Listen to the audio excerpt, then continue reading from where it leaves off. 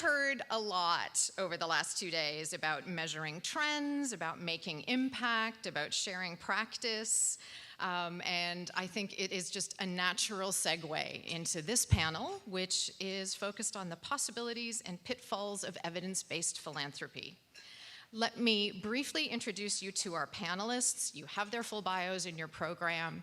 And then we're going to start with a short presentation and then move into our group discussion. Just looking to see who's where. So in the center, we have Catherine Bambrick, the recently arrived Catherine Bambrick. Any of you who don't believe the folks who live outside of the Greater Toronto Area when we tell you it takes a day if we come in for a 1-hour meeting, this is your proof. Catherine's the Chief Executive Officer of the Ontario Trillium Foundation. Trillium is one of Canada's largest grant makers, awarded more than $120 million to some 700 projects last year. Before joining OTF in 2017, Catherine served as the Executive Director of Food Banks Canada. She's also held a range of senior policy-focused and government positions, and she serves on the Board of Directors of the Global Food Bank Network. Caroline Fines, in the lovely pink jacket, has come to us all the way from the UK. She's the founder of Giving Evidence, which advises donors of various descriptions and in many countries about effective giving and conducts research to improve it. Caroline serves on the boards of Charity Navigator, the Cochrane Collaboration, and the Center for Effective Philanthropy. She speaks and writes extensively about the need for and barriers to effective giving. And then on my far right, we have Dr. Janet Smiley, who is one of Canada's first Métis physicians and whose 25-year career has been focused on addressing inequities in the health of Indigenous peoples in Canada. She currently holds a Canadian Institutes of Health Research Applied Public Health Research Chair in Indigenous Health Knowledge and Information at St. Michael's Hospital, where she directs the Well Living House Action Research Center for Indigenous Infant, Child, and Family Health and Wellbeing, and is an active staff physician. You must have enormous business cards. So to begin with, we're going to ask Caroline to take about 20 minutes and share some of her work and perspectives from Giving Evidence. Caroline.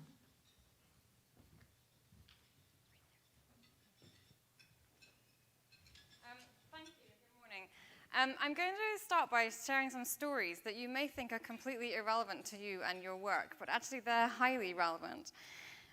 This first one is from a literacy program in South Africa. In South Africa, as you know, the main language is English, but many groups have other languages.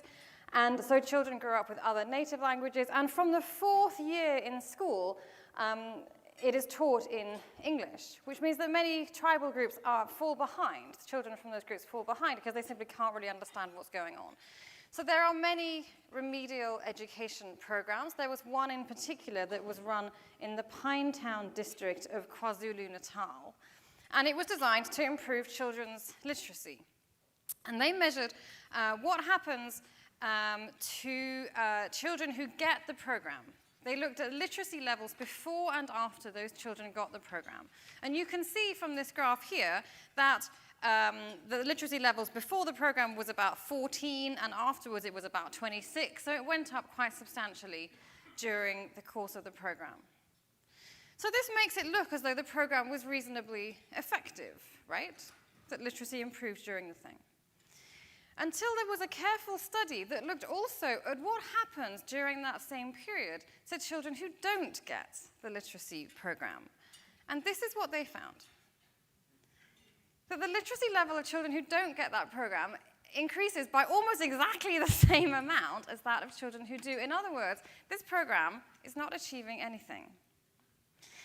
And I tell you this partly because that there are loads of social programs which actually don't achieve anything.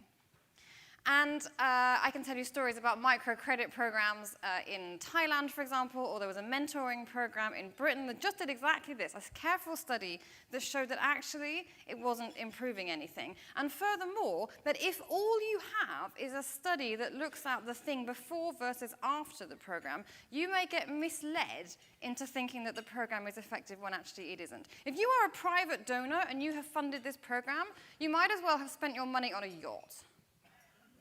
Right? Because it didn't achieve anything. So I tell you that like kind of salutary, scary story that at an absolute minimum, we should ensure that our money is achieving more than nothing. This is a photo taken from a program that was run in Britain to reduce teenage pregnancy. We took a program that I think had worked reasonably well in the US, and we imported it into Britain. And again, it sort of looked like it was doing all right until somebody studied it properly. And there was a study that was published in The Lancet, so a pretty serious medical journal, which found that actually this program increased the amount of teenage pregnancy. And not just by a bit, but by 36%. Okay. So this is a well-intentioned program. Okay, good intentions are not enough. This is a well-intentioned program that was sort of based on some plausible theory. These people are not mad. And yet it turns out that it was, creating pregnancies and indeed people who we didn't want to have. Okay. So these are kind of salutary stories. This is why it's important to get decent evidence to understand what we are really doing. There's another story from Kenya. As you may know, in Kenya and many other countries, diarrhea is a massive problem, particularly in rural areas. It's the biggest killer of children in Kenya. And there are multiple interventions that people run to try to reduce the incidence of this potentially fatal disease. Okay? One is delivering chlorine house to house so that people can put it in their water. Another is delivering chlorine at the water source, so at the pump that people use. And another is about cleaning the water source. And all of these things work, okay? So none of them is as bad as this teenage pregnancy program. None of them is as bad as the reading program. They do all work. So if we draw a graph of how many incidences of diarrhea each of them prevents, they are all actually very effective and very cheap. But look at the variation here. So we don't need to talk about this in huge detail, but suffice to say that the program that is best is more than twice as effective as the one here that is worst. And the one that is worst is preventing a potentially fatal disease for $3 a throw. Okay, so it's enormously cost effective. So if you got an application from even the least well-performing program here, you would think that it was a very effective program and very attractive. But the fact is that there's another program that would achieve at least twice as much. And so this is to point out that not only do we need evidence, really good evidence about the effects of our programs, but furthermore, this is a comparative exercise. So often, as funders, we ask nonprofits, what is your impact? And it always seems to me that what is your impact is a kind of an odd question, because it sort of doesn't matter. Like, even the worst program here could tell you a really compelling story about what their impact is, right? But what we're trying to do is to compare. Rarely are we choosing between doing something versus doing nothing. Almost invariably, we are choosing between doing something and something else. And so we need to understand what the data looks like on a comparative basis. So it's also really important that we understand the method with which the impact data was produced. Here comes a story from a reading program in India. Reading programs are quite easy to measure the impact of them because you can, obviously, literacy is relatively straightforward to measure. And this is a program run in India, and they ran, for some reason, they measured the impact using 5 different research methods. And this is what they found. We're not going to talk through what all these methods are, but you can tell from the numbers on the right that the estimates of impact vary enormously according to the research method that's used. Okay, so some of these numbers are large and positive, some of them are quite small and positive, and some of them are negative. Well, a reading program either improves literacy or it impairs literacy, right? A maximum one of these numbers is correct. Okay, and so it matters. The research method that we use matters because otherwise we may be misled into thinking that a program is vastly effective when actually it isn't. If you look here, the highest estimate of impact is from the pre-post study, which is exactly what we had in the KwaZulu-Natal example, actually. And often, the impact research that is produced by nonprofits, in my experience, and I've been looking at this stuff for 20 years now, is really poor quality, and often it is pre-post studies. That's where you measure a thing before and after, and you compare it, and you assume that the whole of the change that happens is due to the program, whereas it could be due to all manner of things. The one that we saw at the beginning, it's simply due to the passage of time and the fact that kids learn stuff whether you teach them or not.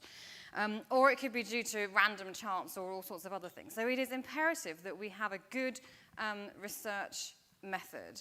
So I know that most of us didn't grow up learning about research methods, but honestly, if we are to do philanthropy well and to ensure that our programs make a difference and don't achieve nothing at all or make things worse, we have to know about research methods.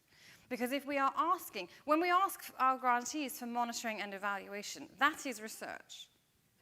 And we need to make sure that we're asking for material that is sensible and that helps to answer the question that we've got, okay?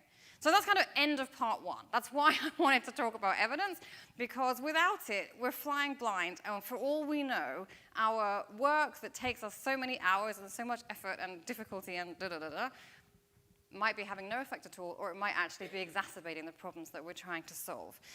I spent quite a lot of my life looking at evidence-based medicine and learning from them, because if you look at all disciplines in the world, the one which seems to be most sophisticated about the production and use of evidence is medicine. And this is a kind of mantra from evidence-based medicine, from Professor Sir Richard Peto, who is a very big cheese, which is that we should ask an important question and answer it reliably. This is the single most important thing I'm going to say today, so take a picture of this slide. We should ask an important question and answer it reliably. I mean, in fact, actually, it should say, ask an important question, look to see whether that question has already been answered. If we already know the answer to that question, we can just apply that material. But if it is not answered already, then we should answer it reliably. It seems to me that in the nonprofit sector, we don't do this, actually. We ask all manner of questions. So we ask our grantees for all kinds of monitoring and evaluation stuff. I just did a big project for a large funder south of the border here. They ask all of their thousands of grantees for about 45 metrics each, and they don't know why they're asking for this information. The grantee doesn't want it, the funder doesn't want it, it literally sits in boxes. Our project was to work out what does it say. So I spend quite a lot of my life with funders and donors trying to help them to figure out what actually is the question that you are trying to answer, and furthermore, is the answer to that question known already? So what I want to talk about is what some of the important questions are that we have within this sector and how we go about answering them reliably. This statement, by the way, works the other way around, that if you can't answer it reliably, then don't answer it at all. A lot of the research that is produced by nonprofits, it seems to me, is not reliable.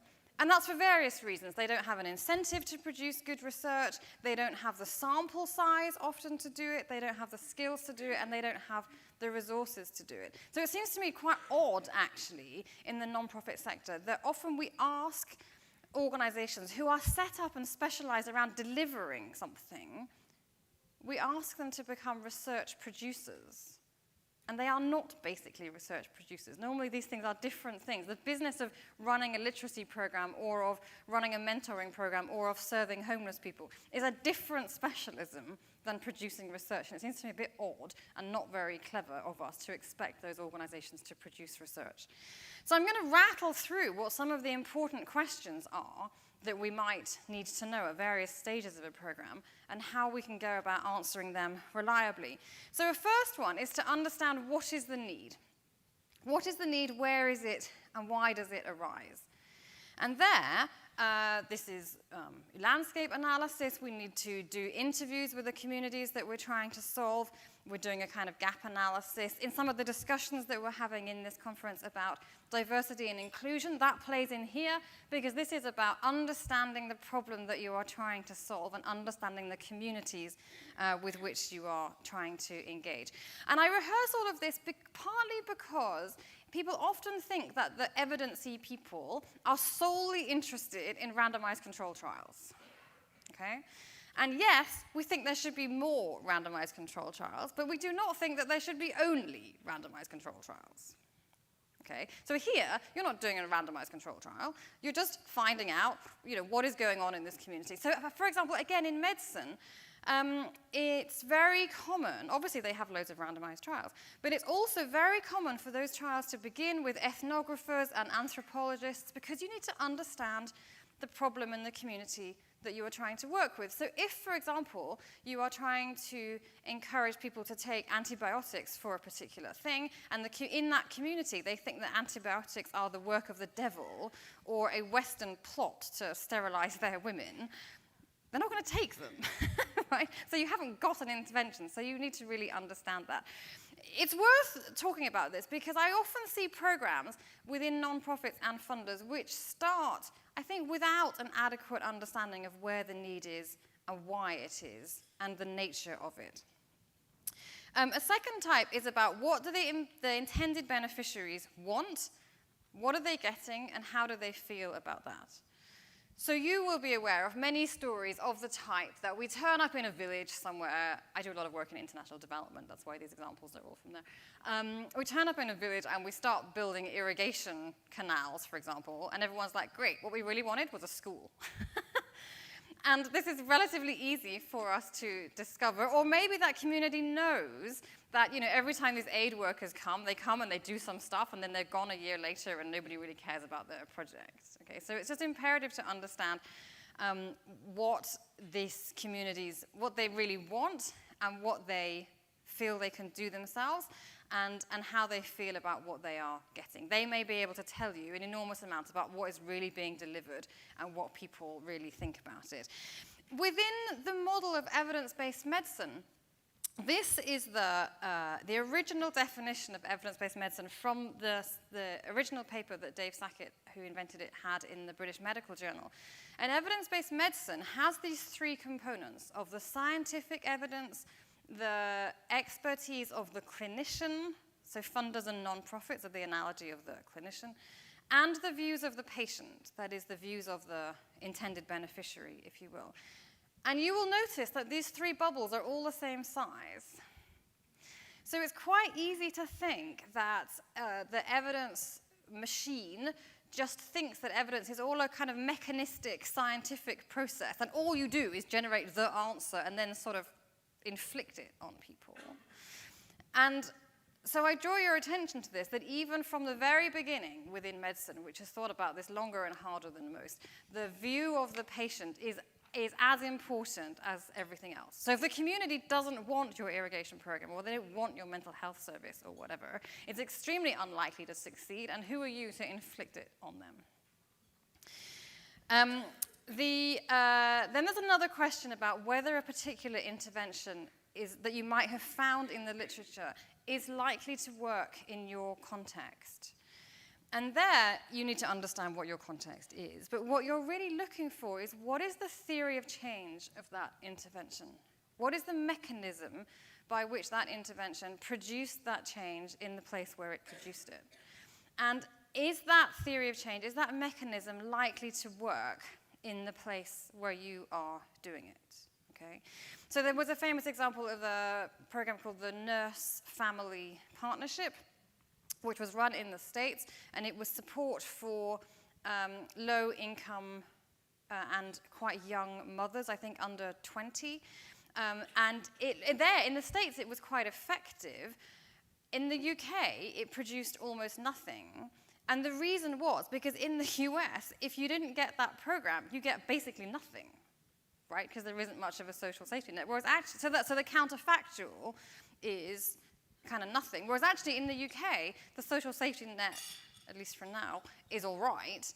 And so the difference between what you get with the program and what you get anyway is not so significant. Do you see what I mean? So it's really important to understand. So in a good write-up of an evaluation will explain quite precisely what the theory is, what the mechanism is by which that intervention is supposed to produce that change.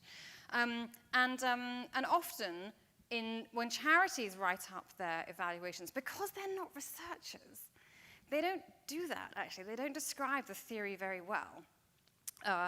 Which is another reason that I'm somewhat skeptical about them. So it's really important to understand what the theory is.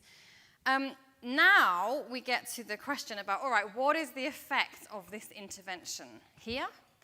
So here you've got a program and it's running and you want to understand what the effect of it is. Here you are into doing an impact evaluation, by which I mean, quotes, a serious attempt to establish causation. And here you want to have a decent sample size because that is essential to isolating the effect of your program from the effect of a pile of other things that might be going on, such as the passage of time or random chance. You need an identification strategy, which is a mechanism for identifying what caused what.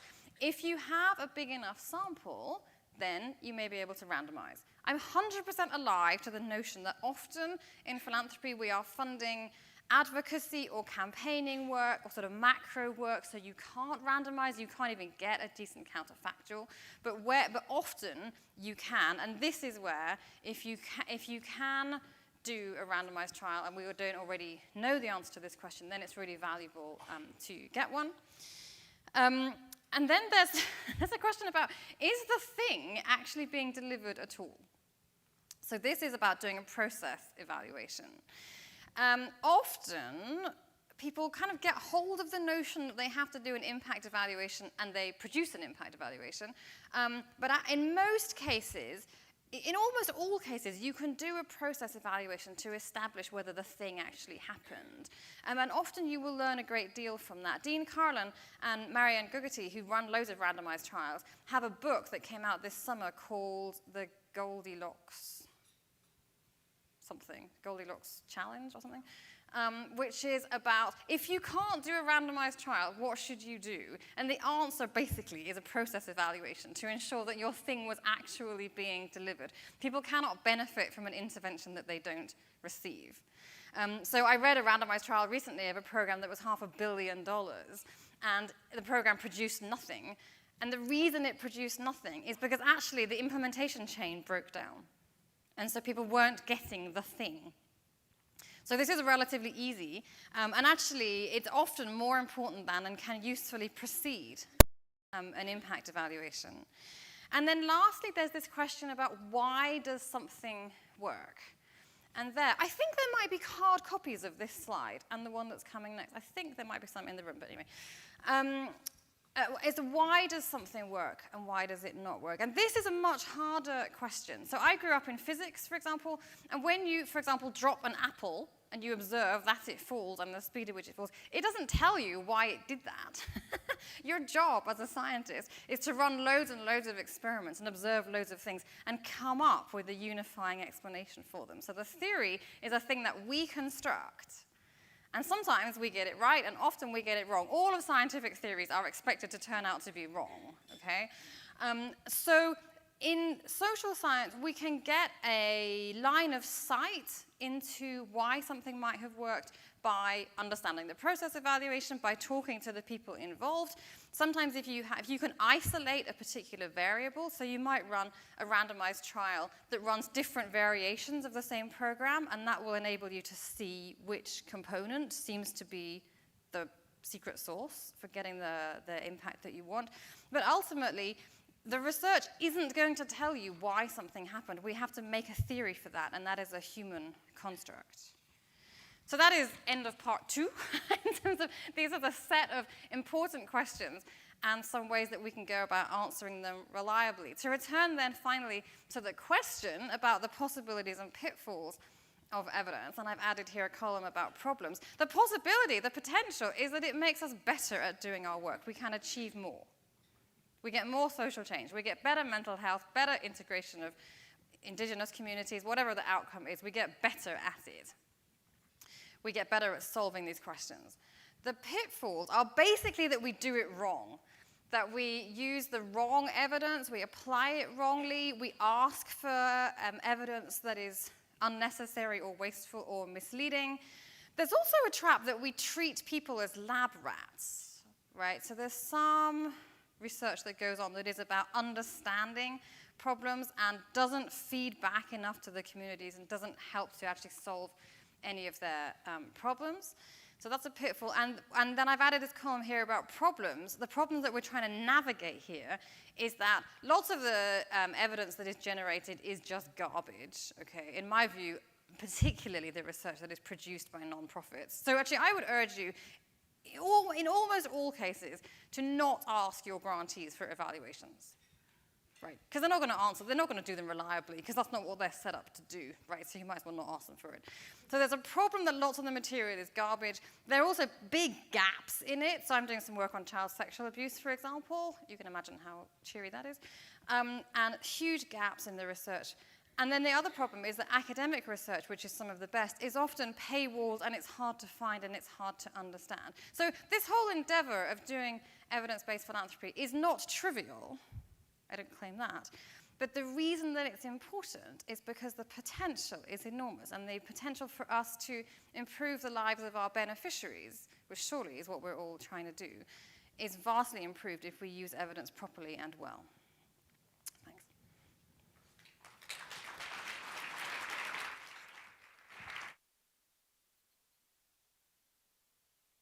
Thank you, Caroline. Am I on now? Oh, there we go. So, we've had a bit of Caroline's perspective. I'm now going to ask both Catherine and Janet to just speak to us briefly about the role that evidence plays in your context. How do you use or think about evidence in your work? Catherine, do you want to start us off? Sure, yes, thank you. It's great to be with everybody this morning to be able to share a little bit of the journey and what the Ontario Trillium Foundation has been doing in terms of evidence. 4 years ago, the Ontario Trillium Foundation stepped back and discussed the fact that in the next 10 years, we would be investing close to $1.2 billion of public funding back into communities for the improvement of communities and for the betterment of people in Ontario. So as we thought about that, we asked ourselves some really hard questions. Were we still looking for outputs, which is what we had traditionally been looking for, or what was the real impact? What would be different as a result of that $1.2 billion investment or that $120 million investment each year? Are we clear about what we're measuring and what the aggregate impact is, and really what would be different?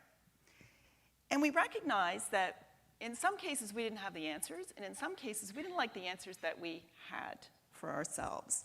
And so we decided to jump in and take a completely different approach and really try to focus on impact and to approach it from an evidence-based perspective.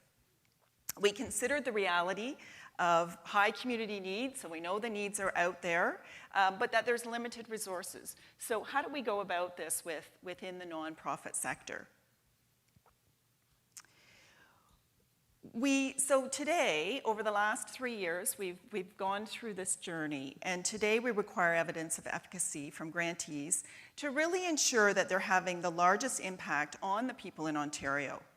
We scope the evidence based on the size, the duration, and the nature of the grant. So we do take into consideration the size of the organization, their capabilities, and the type of grant. So less evidence required for capital. So to your point about did they finish the job in terms of measurement versus a seed grant, which is really about what was learned from this versus a grow, which really gets at more of the quantitative and qualitative results. To do this, just very quickly, and there may be questions after, but to do this, we have 6 action areas that we invest in, and we identified 28 different outcomes that we are looking for. So sort of standard outcomes or expected outcomes. We use the Canadian Index of Wellbeing and research and evidence of the fields that we invest through and through consultations and thought leaders and grantees to come up with those impacts. And when we go out to grantees, we require a couple things. To your point, Carolyn, need. What is the need in the community? And then also, what is the capacity for the program to really lead to that outcome? And then measurement and evaluation. And we monitor, and we do expect the evaluation and measurement to come back in. And depending on the project, we invest within the grant, for that measurement. Because we know that most nonprofits, as you mentioned, don't have the capacity to do that on their own. So we provide some dollars so that they can engage a third-party evaluator that can come in and do some of that measurement for them.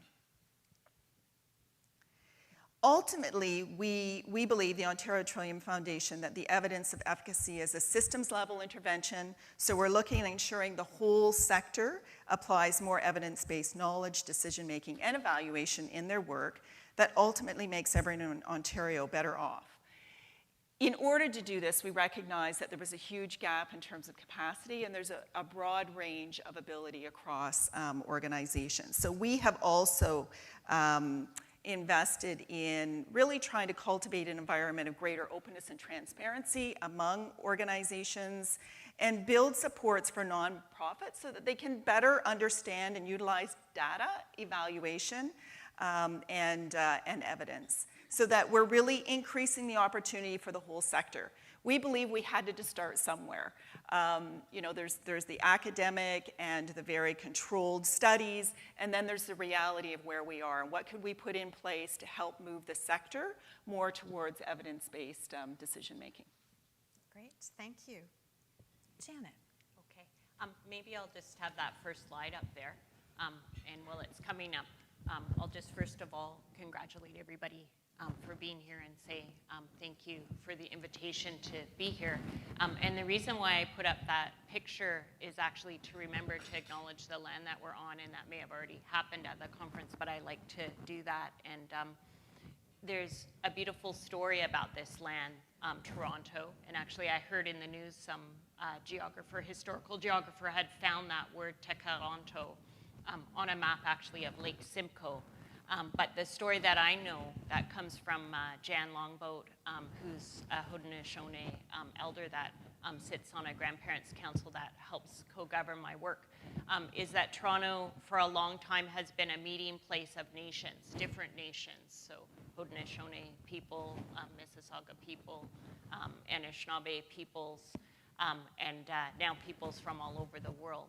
And the word is about trees that are growing over the water, but the story that Jan says, Toronto has a lot of rivers and creeks, and actually we've tried to build over a lot of them, not so successfully. I think that's why there's a lot of basement flooding, and be careful if you're buying a condo somewhere where they landfilled a stream. Actually, underneath one of those big trees where one of the rivers actually goes into the lake, people used to meet in council. So here we are meeting in council. Okay, and actually, it's been a busy morning already because you've had like a short course, like in evidence-based philanthropy, right? Building on evidence-based medicine, and now you've had like a little bit of a grounded example about how it could be applied to the work that you do.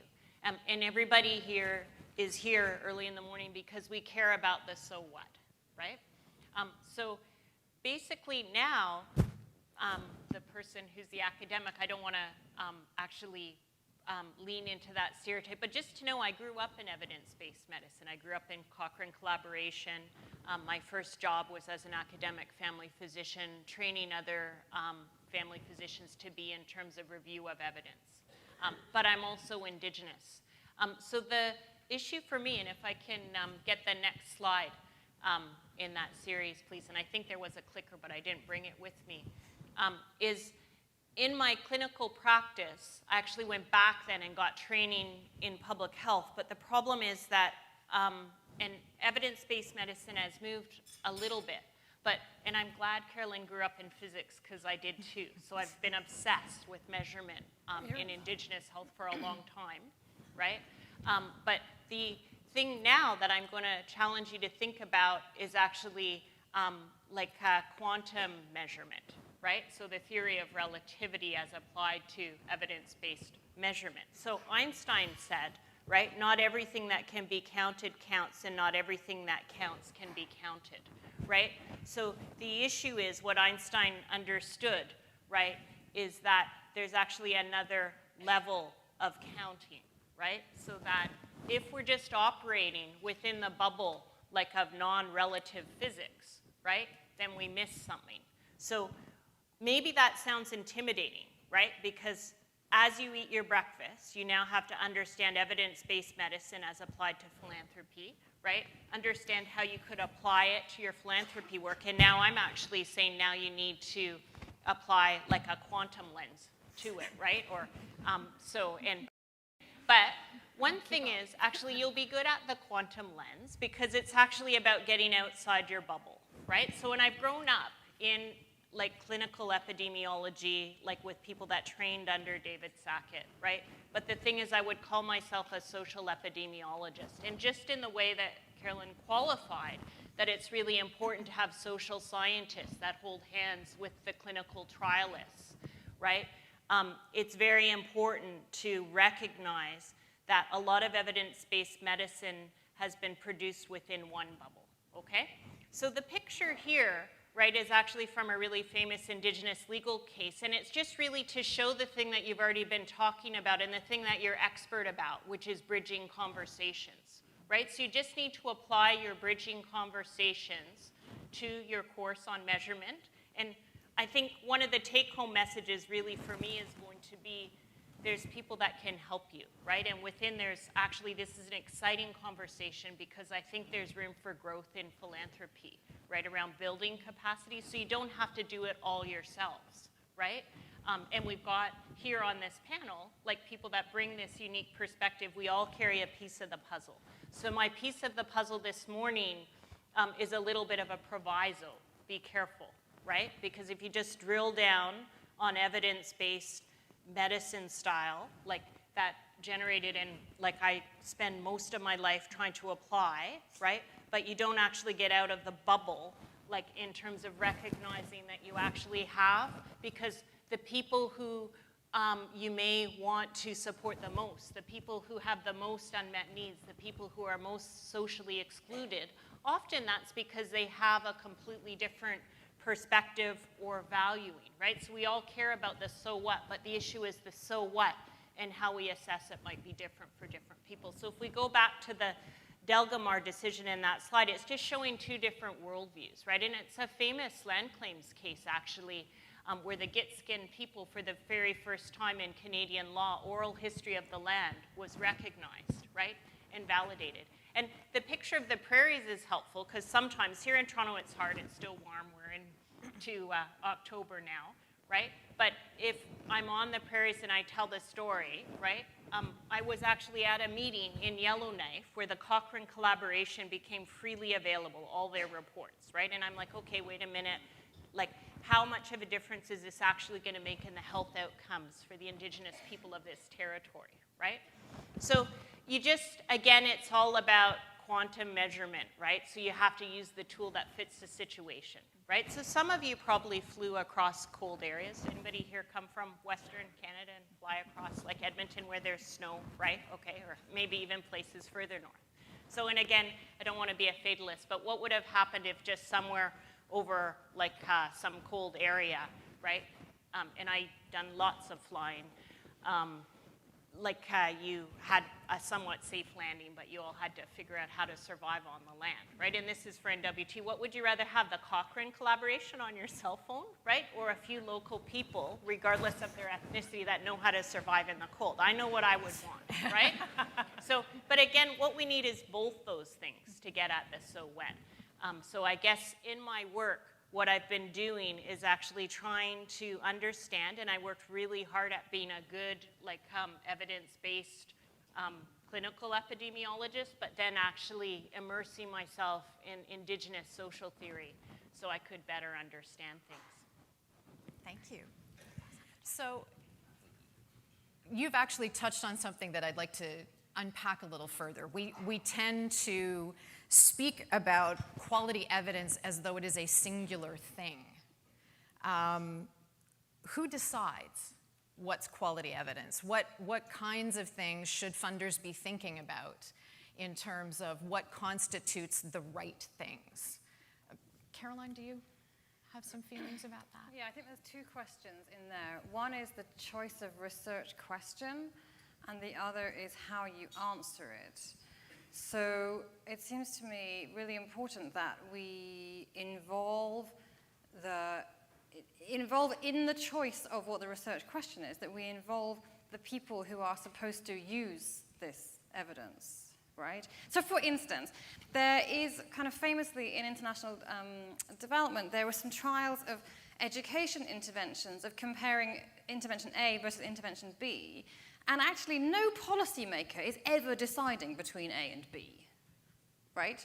So it's not a very helpful trial. It's sort of interesting if your job is to understand some theory, but it's never going to be useful to a practitioner. And equally in the session yesterday about the contribution of academia to foundation strategy, there was a lovely example from Canada where an operating organization had asked an academic to do a survey, and then they'd found very helpful, and then some other organization had asked for the same thing in their state, and then another organization had asked for it in their state. So the choice of the research question was coming from that community. So that seems to me really important, and actually we're doing some work. We're actually for a proposed center in a university in Britain that is supposed to look at charities and philanthropy, and we're doing some work consulting with charities and donors in the UK to understand what are the questions that you've got, what questions would you like academia to answer. So I think it's really important to have a consultative process around identifying the question. So who decides? I think it's a combination of the researchers and the funders or whatever, and the people who are supposed to benefit. And then there's a separate question about how do we best answer that question, and that's a methods question. And that the right answer, that's what my table was for, the right method depends entirely upon the question. Okay, so it is never the case that we're saying you have to do RCTs irrespective of what the research question is. Right? No one's ever saying that.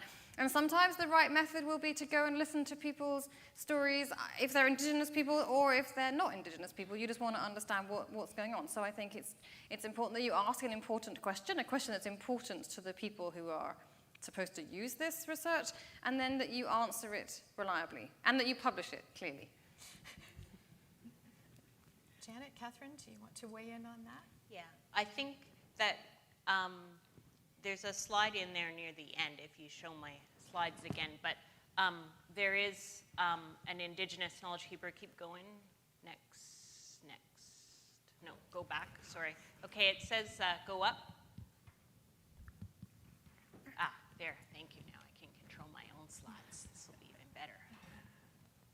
Okay, so here it is. Fundamental to the exercise of self-determination is the right of peoples to construct knowledge in accordance with self-determined definitions of what is real and what is valuable, right? So that would be the ethical principle. It's a human rights principle, so it builds on what Carolyn said in terms of like the people whose health or social inclusion or livelihood is at stake. It's actually a human right for them to be able to frame the question, not only frame the question, but frame the question in a way that's meaningful. And I think in Indigenous research, right, in Indigenous policy, the UN Declaration on the Rights of Indigenous People, there is some leadership and there's actually a good precedent. That's a bit tricky, right, because it's like, okay, but what if, like, it's a partnership, right? This is a time of reconciliation.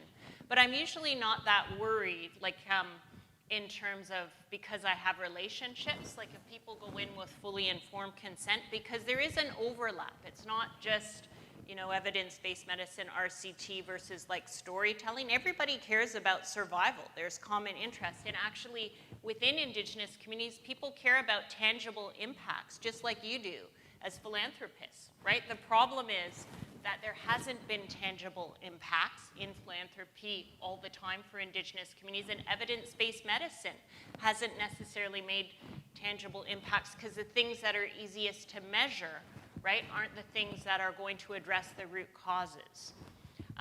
So when I did my master's in epidemiology at Johns Hopkins, because we didn't have those programs yet in Canada when I was there, I was obsessed with birth weight. That's a pretty empirical thing. Infant birth weight. I had been delivering babies for a long time. And actually there was emerging evidence that First Nations and Métis babies were actually bigger, right? Canada prenatal nutrition program, some of the maternal health programs you fund actually were trying to prevent low birth weight. But because we have this emergence of diabetes, actually our babies I wanted to know if our babies were getting big. People just said, oh, our babies have always been big. And within Indigenous communities, people cared about the babies being big. Okay, so I was framing the question, right? I had grown up in this empirical kind of evidence-based medicine thing, and it influenced me. So then I took Jan Longboat Tobacco and I said, Jan, you know, I'm really worried. I'm here in Toronto. This is 25 years ago, delivering babies. There's a lot of challenges I'm seeing. It's quite shocking. She said, well, if you want to understand the health of the infants, you have to understand the health of the grandparents. I'm like, wait a minute, I'm kind of busy like doing this clinical fellowship, and now I have to worry about grandparents, right? But actually, now for about 10 to 12 years, I've been working in a ceremonial lodge, and I have had the opportunity then to talk to lots of knowledge keepers and elders about this issue of measurement, right? And actually, I keep getting stories about relationships. And actually, mostly there's stories about relationships between Indigenous people and Europeans, right? So I guess, and so part of it is, for me, this issue of relationships and relationships in early families. I asked my teaching elder, what should I present? I was up in Iqaluit presenting expert witness testimony for the National Inquiry on Missing and Murdered Women earlier in September, and I said, what should I talk about?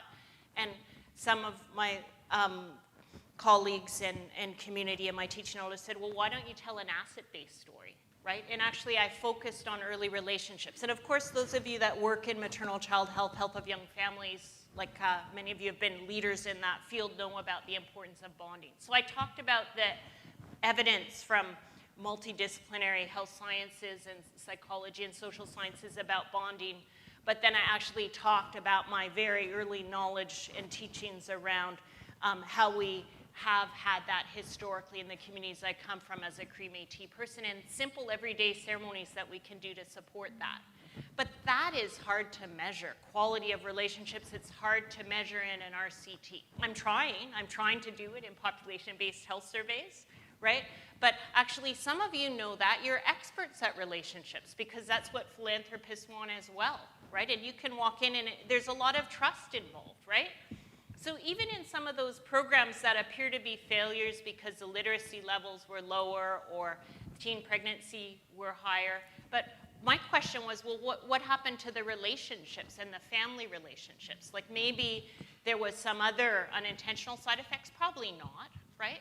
But I guess, so that's the other piece that I just wanted to add, and I was reflecting on this morning, is that there will be a place where it seems intimidating because you want to master this evidence-based stuff, right? But now I'm saying, but some of the most important underlying things could be like really hard to measure.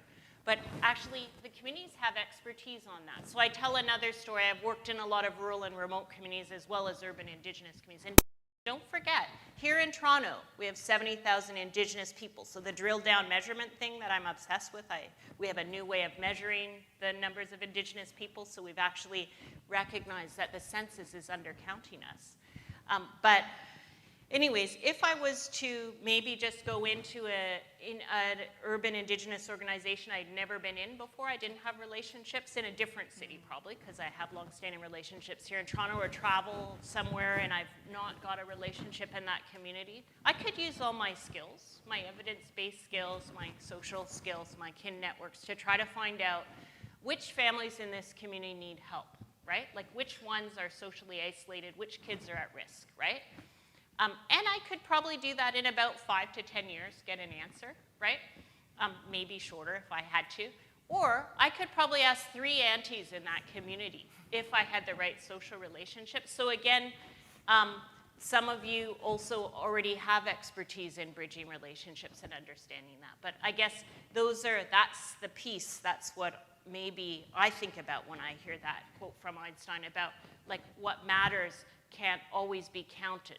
So the challenge is our counting systems are socially constructed, right? And they're socially constructed in a way that actually doesn't necessarily allow for the richness of diverse perspectives and worldviews that are quite sophisticated in their original formulation. Because it was hard enough just to figure out, okay, does drug A versus drug B, which is better, right? Most of them, or, you know, am I monitoring people during labor? Is that actually helping or not. So they were constructed to make sure that medical technologies weren't actually harmful versus helpful. But actually, as human beings, yeah, and that's why my father, a theoretical physicist, thought I was wasting my mind in medicine. Yeah, because we're harder to control. It's harder to control those things, and sometimes we need to, yeah, have and immerse ourselves in different perspectives. So, yeah, I think this relationship thing should not be lost in the measurement, and we can do all of it. We can use all those knowledge systems, and that's what I try to do in my work, and that's what I'd encourage you to continue to do and have conversations. Thanks. Catherine, you're the only funder on this stage, on this panel. Working from that asset-based perspective, can you give us some examples that you've seen of evidence being used really well? Yes, I could give you lots of examples. We have some really great examples of smaller grants, so seed grants, where communities have identified there's a need. There is some evidence that a program or a project could work really well, and we invest so that they can test it to see how well it's going to work. And then if it works well, they get the results, then they will ramp up and be able to expand the program to more people. One example I'm going to talk about is Visions of Science Network for Learning. It's here in Toronto. And it's an example of where they used STEM clubs at local elementary and secondary schools to build skills and to build out social and emotional skills of youth in high-need communities. They applied for, received the seed grant, did a test, their program and evaluation, and it worked exceedingly well in terms of their outcomes. The evidence and collection ended up showing that overall their program was successful. They used the evidence in future applications and they extended the program. I believe they're now working in 6 schools. So they used the evidence, they used their learning, they tweaked, and then they were able to expand it, which had a positive impact on a larger number of youth. Great, thank you. One of the criticisms that is sometimes leveled against this sort of philosophy is that in driving towards a solid evidence base, you risk driving only towards the known, that it has to be something that has already been proven. So I'm curious to know where you feel the room is for risk and experimentation when looking to work from that very solid evidence base. And I'll throw that open to whoever wants to jump in. So, one thing, like I've looked around the world to figure out like how, with respect to Indigenous health measures are being used and how Indigenous people are involved in them. What I would encourage you to do is have a mixed portfolio of measures, right? So pick some that we can all agree on. I've never met a society anywhere in the world that doesn't care about premature loss of infants, right? Like, for example, in the area of maternal child health, right? But you could also try then to pick something that might be a bit developmental as well that really resonates with the community that you're working with. So for example, we're working here in the city on a Merck for Mothers funded intervention to provide wraparound supports for Indigenous women experiencing social challenge during pregnancy. Actually, one of our core indicators is actually reducing the number of apprehensions of infants in the first year of life.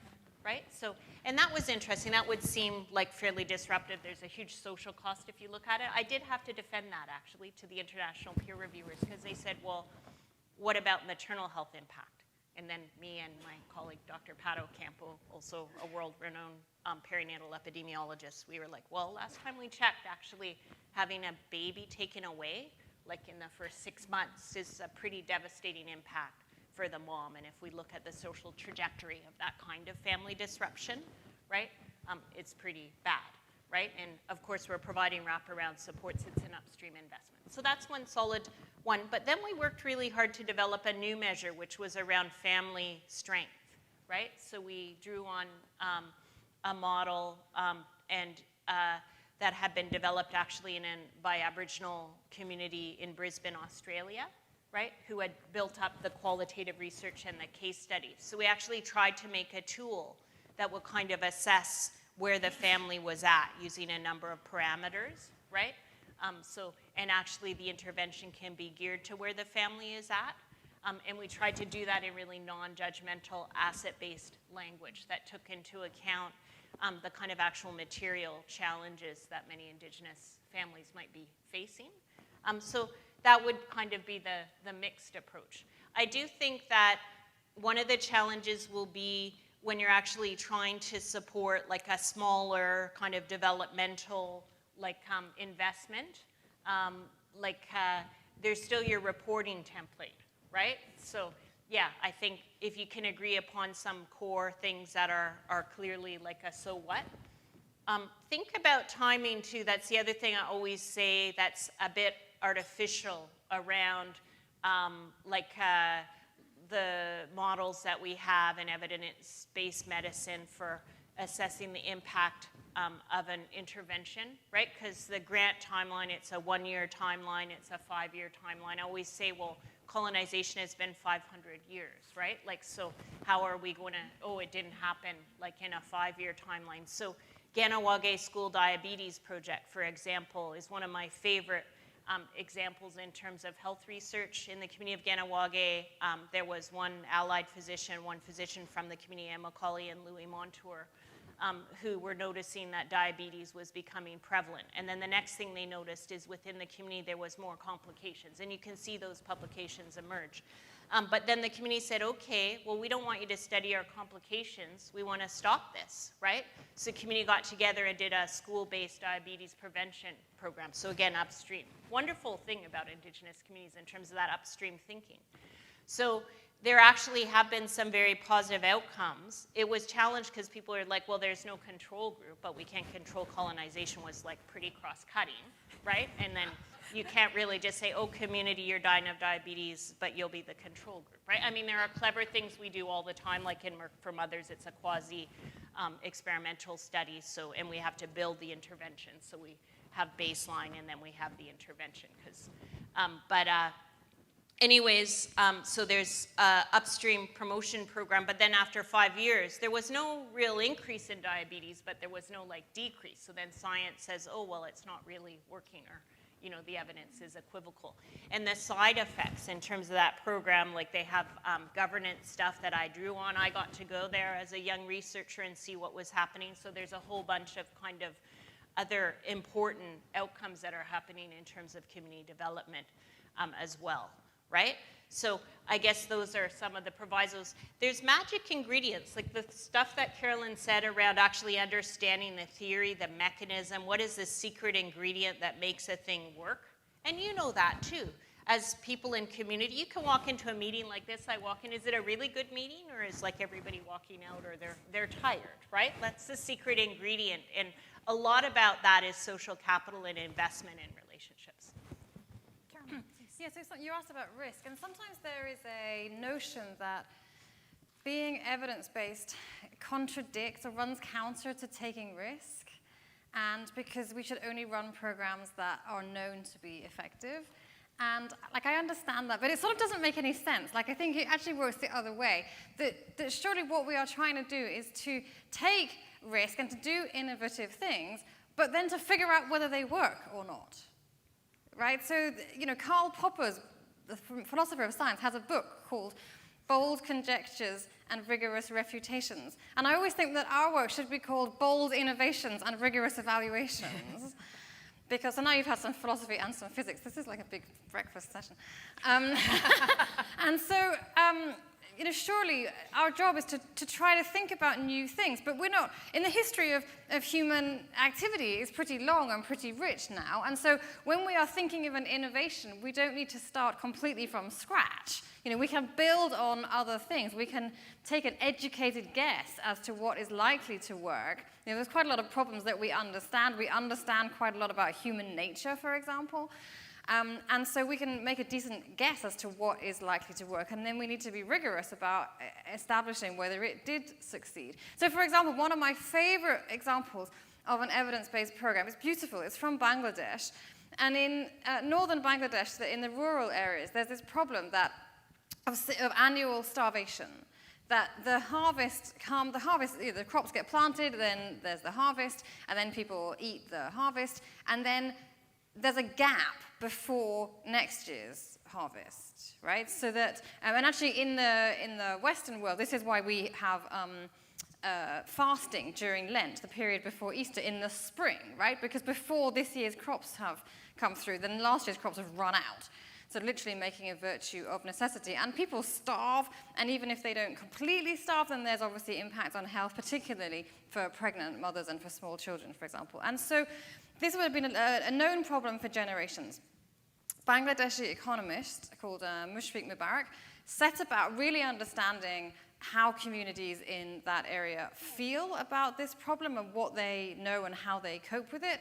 And he hypothesized an intervention. Because he notice that there is work in the cities. At the time that people are starving in the rural areas, there is work in the cities. So why don't people just go to the cities? Why don't they migrate to the cities to get that work? So he hypothesized an intervention about giving people money for the bus ticket and telling them that there's work there. He tested it on a very small scale and with some other interventions to see if it does work. And on a very small scale, it did. Actually, part of his process of understanding it was to go in with some ethnographers and anthropologists, right? So, I mean, he runs randomized trials, but he also got out the anthropologists at that stage. And then they ran it on a very small basis and deliberately went out of their way to look for harms that this program might create. So, one thing is that maybe people migrate to the cities, they send money back to their families. Perhaps all that does is drive wage inflation in the rural areas, and so the whole thing is netted out. That didn't seem to be the case, so they ran some bigger trials, and they are running still bigger trials. And now the thing does seem to work, and they've got an indigenous local NGO to run the program and so on, so there's no kind of outside experts that get parachuted in. It's just a very careful, methodical way of developing a program and trying to understand whether it works or not. This problem of seasonal hunger is not unique to Bangladesh. There's a similar thing happens in Malawi, and a similar thing happens in Banda Aceh in Indonesia. And when Mushfiq sent teams there, they did that needs assessment that was the top row on my table of going and understanding, why does this thing arise? How far away are the cities? Is it a migratable distance? When is the seasonal hunger in relation to the harvest? And they discovered that in Malawi, you can't run this kind of program. You can't, like Starbucks, just sort of plonk it in. It's the exact same thing, because in Malawi, the cities are further away. Okay, it's not a migratable distance. You don't need a randomized trial to tell you how far the city is. You need a map, right? And so if you are, and in Banda Aceh, they found that the dynamics are different because the population is much less dense, so even the really poor people often own land that they can farm themselves, so they're not going to go away while the crops are still growing. But there's a problem at a different time of year that you have to address in a different way. So I recite that example because it seems like he's not taking a risk, but he's doing an innovation, and he is using evidence of many different types, and rather cleverly, to understand where is that problem and why is it, and does this intervention work, and does it accidentally produce some harms along the way? And it seems to me that sometimes the evidence gang are accused of, or can seem a bit mechanistic and a bit arrogant, and I really like that example because it's very sort of humble in that Mushfiq is not in love with that program, he's in love with the notion of solving that problem and alive to the notion that his program may be creating harms. I think you don't need a randomized controlled trial, you need a map is going to be my new bumper sticker. Depending on what your question is. Depending on what your question is. If you want to know if the program works, then you do need a randomized. We do want to create some space for questions from the floor.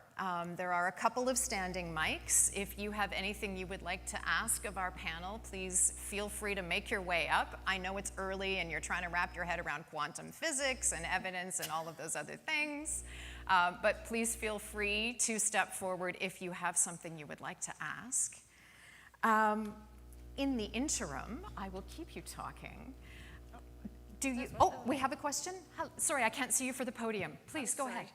Hi, that was actually an excellent panel. So my background is clinical pharmacology. So I've been in, doing clinical trials, assessing data, and this is a new world for me with philanthropy and such. So I guess what I wanted to sort of add was just the debate between qualitative and quantitative goes back so far, but I think now there is this new line of thinking about the totality of evidence, so it's not just one stream versus the other, but how can both streams actually work together and give you the full, complete picture? So the totality of evidence, whether it's relationships or even coming up with, something like a retrospective cohort study, also has a lot of value, but adding the two together. My question actually is about how do you stay nimble while trying to get data? Because I think that is the part that I struggle with in trying to actually make an impact. So how do you move fast? How are you nimble, but at the same time go back and assess whether what you're doing has an impact? Do you mean stay nimble in terms of what you're delivering? If you have finite resources, how do you decide whether you should be putting all of your resources into moving fast and trying to make an impact versus diverting some of those resources into understanding whether what you're doing has an impact, but in a more quantitative scale? So I think that the first thing about staying nimble is asking questions that matter, right? And finding the questions that matter, both and make sense both to local community, right? And to to yourselves as donors, and to your team and to the world, right? And I actually think that sometimes people create artificial divides. So I actually think that this debate or divide about qualitative and quantitative research has been generated within non-Indigenous universities, and it's about jockeying for position, right? It's silly. It's actually, so that'll lead me to my next point. But the first point is and be parsimonious in what the questions are, but ask questions that matter, right? So the question that matters, right, is how can we build? The question that matters to me that my Indigenous grandparents said is how can we contribute to strengthening early family relationships? If we can get at those early family relationships. But that's a question that if I presented that to a group of public population health, maternal child health scientists, it would be cross-disciplinary within science, and it's cross-disciplinary with communities. It would be hard to find someone to argue with it, right? The question that matters, right, is how to deal with seasonal food insecurity across varying geographic contexts, right? In lower income country contexts, okay? So those are so you can't answer every question all the time. Pick the ones where there's a synergy. But then the next piece was answer it reliably. But I would add to that then, and where I think I've been kind of building capacities in an interdisciplinary way, is actually build your toolkit, right? And just because there's more than enough room for every different kind of tool in this work.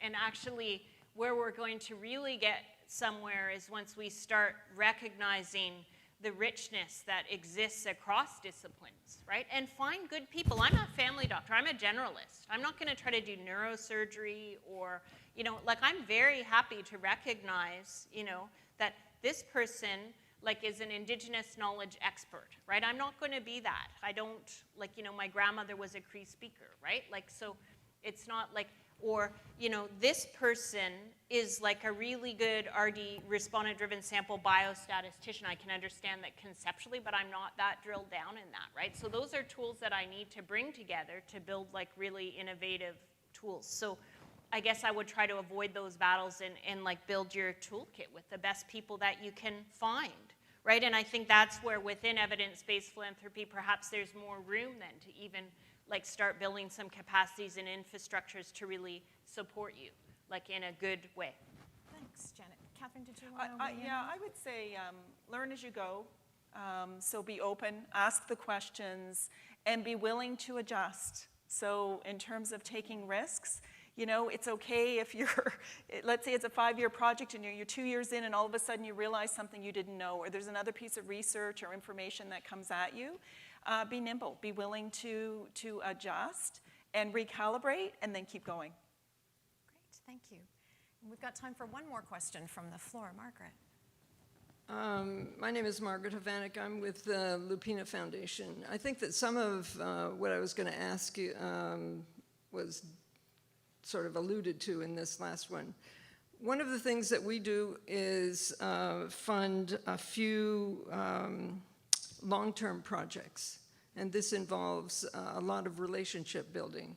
And the composition of our board is, well, there isn't anybody on our board that doesn't have a PhD and isn't an academic. So some of our expertise when we engage with people that we give grants to is sometimes not as equal as what the grantee believes that they have knowledge of.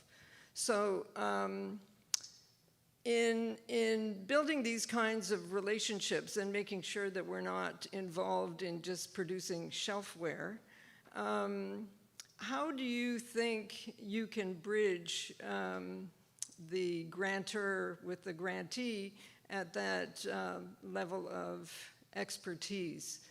Now, we've been involved in projects that have been as long as 17 years, and the original research question isn't anything like what we've come up with. So I know that you said something about not doing a lot of evaluation, but relationships are about evaluation and continuous things. So how do you work out that relationship with a grantor who is willing to engage with you long term? Caroline? So, Margaret, you're wanting to know how do you balance the have you had those kinds of, to have you encountered those kinds of problems, and what have been your solutions?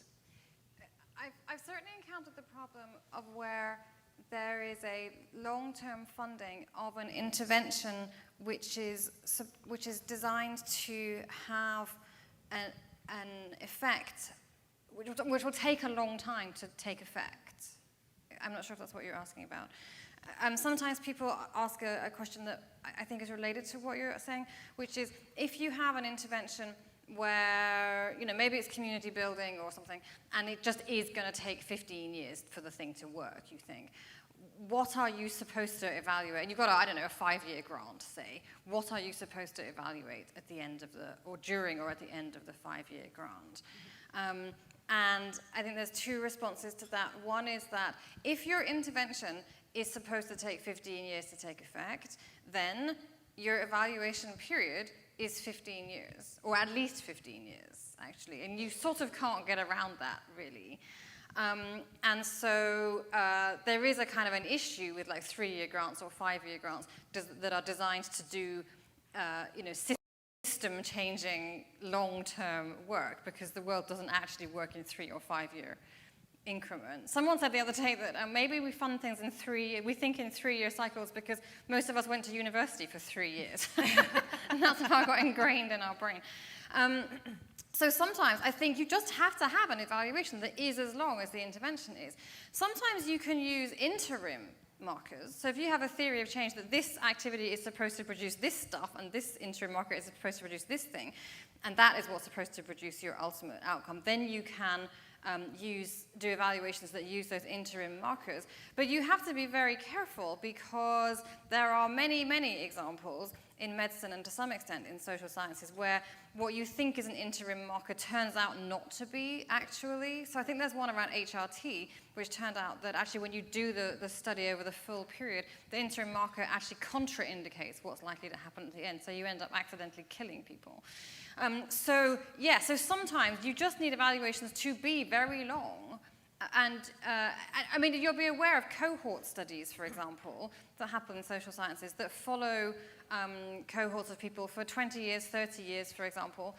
The Young Lives is an example that's working in southern India and Kenya and Vietnam and somewhere, which is studying, cohorts of children. They're looking at their educational effects. It's designed precisely, actually, to try to understand some of the impacts of colonialism, actually, as we did it and as the French did it and as, in some cases, no one did it. So I think that's part of it, is that you have to have sometimes there's no choice but to have an evaluation that lasts as long as until the outcomes are supposed to And I guess that's the problem. Either we as grantors work collaboratively to fund that, which somebody might not want to do a 20-year project, and that we would have relationships. But also, do you as grantors have some responsibility for carrying on some of that work without funding? Because the question is relevant and possibly doesn't have continuous funding. Carrying on the delivery work. Carry on with the research or the evaluation. Can you do that? I guess I'm asking about the relevance of what we do. Can you then carry on the work that we've started? Or are you dependent on foundations and philanthropists to continue that 20 years, 30 years, or 40 years on? Well, I mean, it depends on what the intervention is and who is intended to fund it. Have you met up with those problems? Sorry? Have you met up with those kinds of problems? Yes, and I've also seen instances where an intervention is designed to be over a long period, and the delivery has philanthropic money, and the evaluation starts with philanthropic money and gets taken over by the public sector research funders, who sometimes will get involved if the question is sufficiently interesting and of broad remit for them to warrant their involvement. Good. Thanks, Margaret.